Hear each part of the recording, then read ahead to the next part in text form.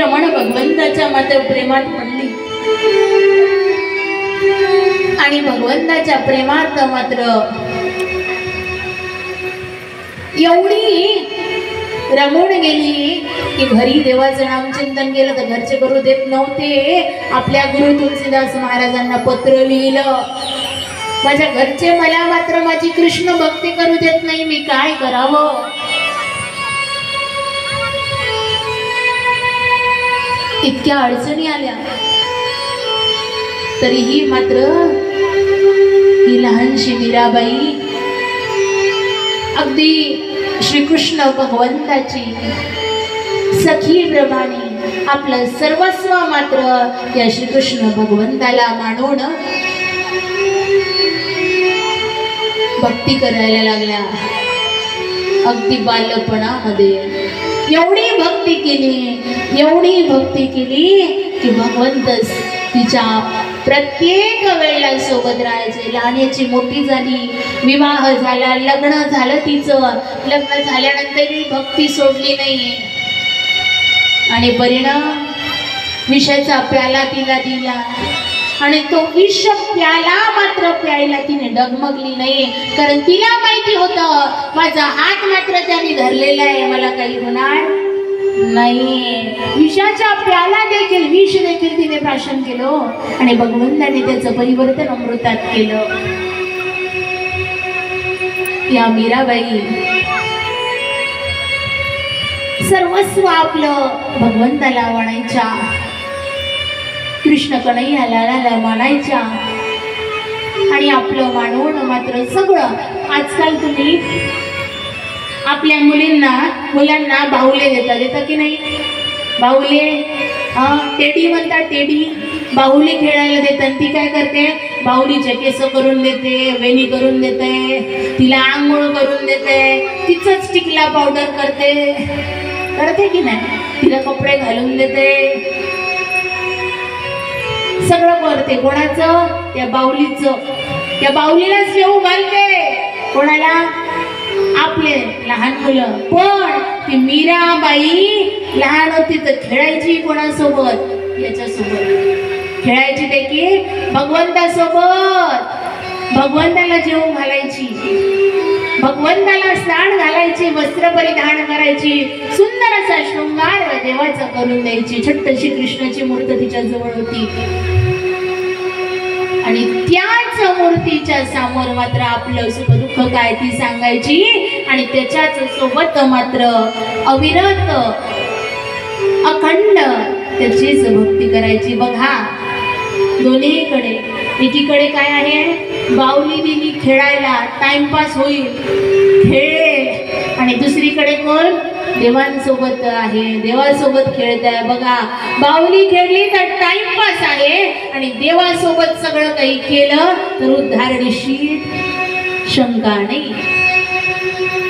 ते मात्र त्या मुक्ताबाईला, ते मात्र त्या मीराबाईला कळालं आणि म्हणून मात्र त्या मीराबाईने अखंड भगवंताचं नाम चिंतन केलं आणि बालवयापासून सगळं काय ते भगवंतासोबतच खेळणं, नाव घालणं, जेवू घालणं सगळं केलं. आणि परिणाम एक दिवस मात्र अगदी भगवत स्वरूप ही मीराबाई झाल्या आणि अखंड मात्र आपल्या मंदिरामध्ये, आपल्या जिथं कुठं राहील तिथं भगवंताचं नाम चिंतन करत दंग होऊन जायचं. या मीराबाई नाचायला लागल्या, सुंदर अशा. त्या म्हणतात, नाचतो पण कुठं, एखाद्याच्या लग्नात डीजेला नाही, मग मी मात्र माझ्या गोविंदाच्या, मी मात्र माझ्या हरीच्या, माझ्या मुकुंदाच्या नामात दंग झाल्या वाचून राहत नाही. आणि म्हणून मात्र मीराबाई तर कोणाच्या डीजे वरती आणि कोणाच्या लग्नामध्ये नाचल्या नाही, पण मंदिरामध्ये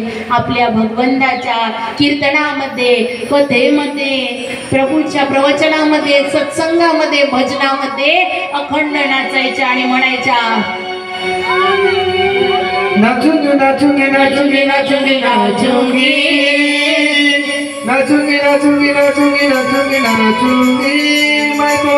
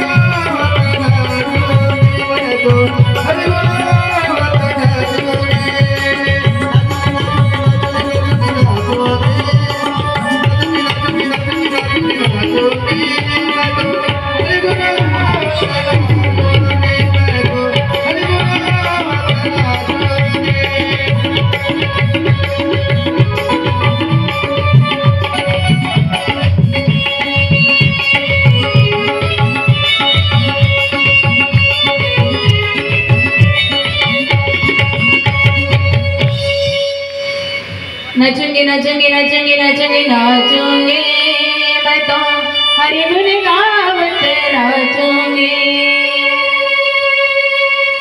हरि गुण गात मात्र मी नाचे आणि या मीराबाई नाचू लागल्या अपने मंदिर में बैठ बैठ कर गीता भागवत वाचूंगी ज्ञान ज्ञान की गठडी बांध कर हरिहर संग में लागूंगी तेव्हा मात्र नाचेल डीजेवर नाही. आपण नाचतो कुठं एखाद्याच्या लग्नात आणि पेंडाल मध्ये कशी नाचू गड्या सासरे पाहत आहे सासू पाहत आहे एवढंच नाही तर इकडे म्हणे कसं पाहू इनबाई पाहत आहे कसं नाचू इनबाई पाहत आहे कोणी पाहत असू द्या ना काही घेणं देणं नाही. भगवंत माझा आणि मी मात्र भगवंताचं म्हणत जनाबाई नाचल्या. मीराबाई देखील भगवंताच्या नामचिंतनात तल्लीन होऊन नाचायच्या दंग व्हायच्या. का कारण नाचलं इथं पाहिजे. धन्य जगी तोची एक हरिरंगिनाचे राम कृष्ण वासुदेव सदा स्मरे वाचे तो धन्य. इतरत्र नाचलं तर आनंद क्षणाचा होईल क्षणभर्याचा होईल तासभर्याचा होईल आनंद वाटल. पण भगवंता पुढे नाचले तर उद्धार झाल्या वाचून राहणार नाही. आणि म्हणून एकदा सर्वांनी मात्र बसलेत तुम्ही वेळ भरपूर झाले मलाही कळते पण सगळ्यांनी आपल्या जागेवरती उभे व्हा आणि सुंदर असं भगवंताच्या नावामध्ये दंग व्हा नाचा.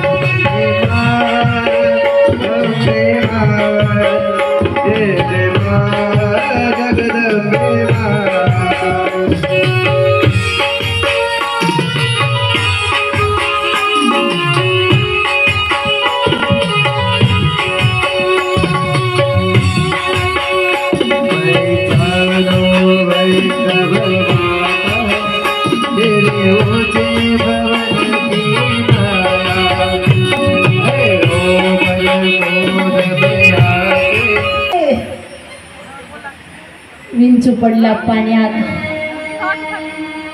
तेवढ्यात त्या विंचवाकडे लक्ष गेलं जगद्गुरु तुकोबरायांचं आणि तो मात्र खाली पडतो आहे पाण्यात बुडताय. आणि म्हणून जगद्गुरु तुकोबरायांनी मात्र हात टाकला पाण्यात आणि त्या विंचवाला मात्र बाहेर काढलं. जसं वर घेतलं त्या विंचवाचा मात्र काय तर त्यांनी तुकोबरायांच्या हाताला डंक मारला. तुम्ही चावा घेतला म्हणत असेल डंक मारला आणि पुन्हा मात्र तडफडत आला आणि हातातून खाली पाण्यात पडला. हे दृश्य एका व्यक्तीने पाहिलं आणि ते पाहत असताना मात्र म्हणायला लागले थोडं जवळ आले की नेमका प्रकार काय पाहावं. तेवढ्यात तो विंचू पडला पुन्हा कुठं इंद्रायणीच्या नदीत पाण्यात पडला. आणि मग पुन्हा मात्र वर काढावं म्हणून हात टाकला आणि पुन्हा एकदा तुकोबरायांनी त्या विंचवाला बाहेर काढलं. जसं बाहेर काढलं पुन्हा त्या विंचवानी तुकोबरायांच्या हाताला डंक मारला. रक्त बोंबाळ झाले रक्त लागले हाताला. पहिल्यांदाही चावला विंचू चावलं तर किती ठणक असते. एकदा तुकोबरायांना दुसऱ्यांदा देखील चावा घेतलाय डंक मारलाय आणि पुन्हा तो विंचू हातावरून खाली पडला. जसा खाली पडला पुन्हा तुकोबरायांनी पाण्यात हात टाकला. तेवढ्यात हात टाकणार हात टाकायला सुरुवात केली. पाहणारे व्यक्ती मात्र म्हणायला लागले तुकोबरे तू तो विंचू तुम्हाला चावा घेतोय, डंक मारतोय, हाताला रक्त लागलंय, किती तुम्हाला वेदना होत असतील, दुःख होत नाहीये का? तुकोबाराय म्हणाले होत आहे ना, कारण त्यांचंही शरीरच आहे ना.